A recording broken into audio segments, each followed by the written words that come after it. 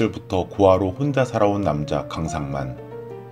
외로움을 견디다 못한 그는 수차례 자살을 시도합니다만 어찌된 일인지 자살을 할 때마다 계속 실패를 합니다. 이번에도 자살에 실패한 그가 깨어난 곳은 병원 응급실. 그때 한 남자가 자신의 옆에서 담배를 피우고 있네요. 그런데 이 남자 왠지 보통 사람 같지는 않습니다. 정신과 의사와 상담을 하는데 캐비넷 안에서 여자의 울음소리가 들립니다. 이 여자도 보통 사람은 아닌 듯하네요. 병원에서 잠을 자던 강상만이 화장실을 가던 중 웬 변태 할아버지를 만나게 됩니다. 앞에서 만난 두 명의 사람과 마찬가지로 이 할아버지도 뭔가가 수상합니다.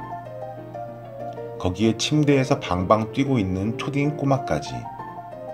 예상하셨겠지만 이 수상한 4명은 모두 귀신들이었죠. 하루 종일 소주를 마셔대는 변태 할아버지, 완전 초딩 입맛의 꼬마, 한순간도 쉬지 않고 담배를 피워대는 아저씨, 잠잘 때 빼고는 대성통곡하는 아줌마. 상만은 이 4명의 귀신과 원치 않은 동거를 하게 됩니다. 어느 날 상만은 용한 무당을 찾아가고 귀신을 떠나보내려면 그들의 한을 풀어주어야 한다는 얘기를 듣게 됩니다.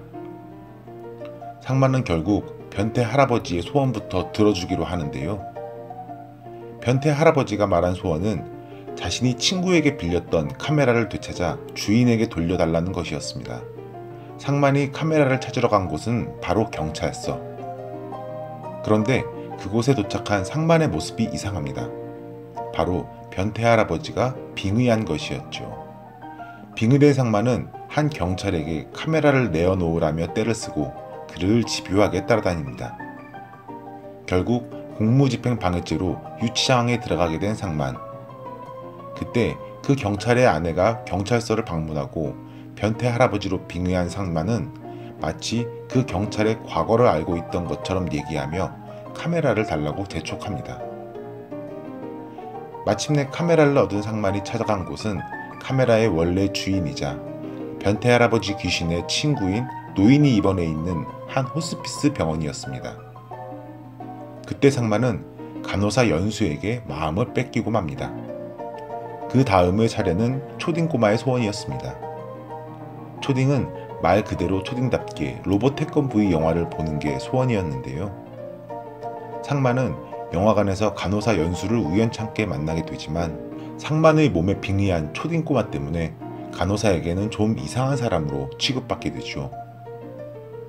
세 번째는 자신이 죽기 전 몰던 차를 되찾고 싶다는 꼴초 아저씨의 차례. 상만은 어쩔 수 없이 중고차 매장에서 차를 훔치다가 주인에게 걸리고 맙니다. 술에 취해 있던 주인은 자신의 와이프가 바람을 피우는 것 같다고 주정을 부리고 상만은 자신이 바람난 와이프를 돌아오게 해주는 대신 자신이 원하는 차를 달라고 말합니다. 그 와이프의 뒤를 쫓는 상만. 상만은 꼴초 귀신을 통해 그녀가 바람난 것이 아니라 아이를 임신했으며 결국 그 아이를 살리고 자신은 죽게 된다는 것을 알게 되죠. 상만은 그 술 취한 남자를 찾아가서 그녀에 대한 모든 이야기를 들려주고 꼴초 아저씨가 원하던 포니2 택시를 받게 됩니다. 상만과 꼴초 귀신이 함께 차를 타고 가던 중 경찰에게 걸리게 되는데요. 무면허였던 상만은 경찰서로 끌려가게 됩니다. 경찰은 상만에게 보호자를 부르라고 하지만 가족이 없던 상만이 연락한 것은 바로 간호사 연수였습니다. 경찰서로 온 연수는 상만이 꼴초 아저씨에게 푸념하듯 말하는 가족에 대한 이야기를 듣게 되었고 연수 또한 가족으로 인해 자신이 상처를 받아왔음을 이야기하게 됩니다. 마지막 울보 여자의 소원은 사람들에게 저녁 식사를 대접하는 것이었습니다. 울보 여자는 나머지 3명의 귀신 외에 간호사 연수를 집에 초대하길 원했고 상만은 연수를 초대하려고 호스피스 병원을 찾아갑니다. 그곳에서 상만은 입원해 있던 연수의 아버지를 만나게 되죠. 하지만 그녀의 아버지는 곧 세상을 떠났고 돌아가신 그녀의 아버지 영혼이 귀신을 볼 수 있는 상만을 찾아와 그녀를 부탁합니다.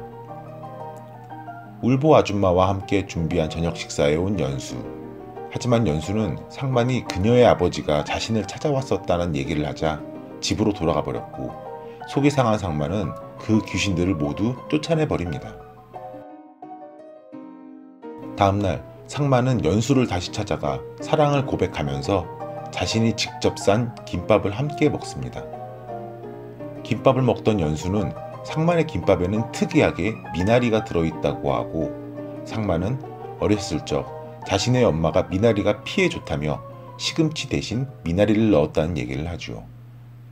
그때 상만의 머릿속에 잊혀졌던 그의 어린 시절이 떠오릅니다. 바로 상만의 엄마가 자신에게 김밥을 싸주던 모습이었습니다.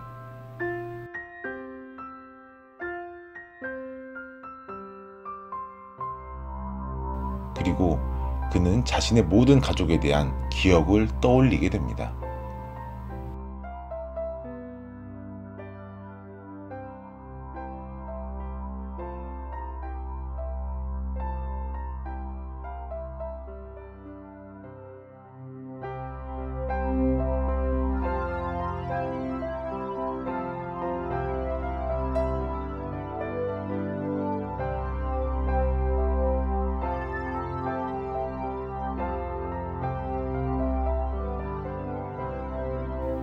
집에 돌아온 상만 앞에 나타난 것은 바로 초딩 꼬마, 아니 바로 그의 형이었습니다. 그리고 할아버지.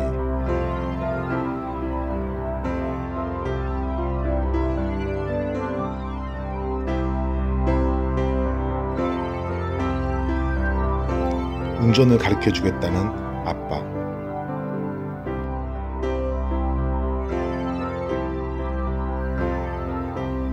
마지막으로 울고 있는 상만에게 나타난 엄마.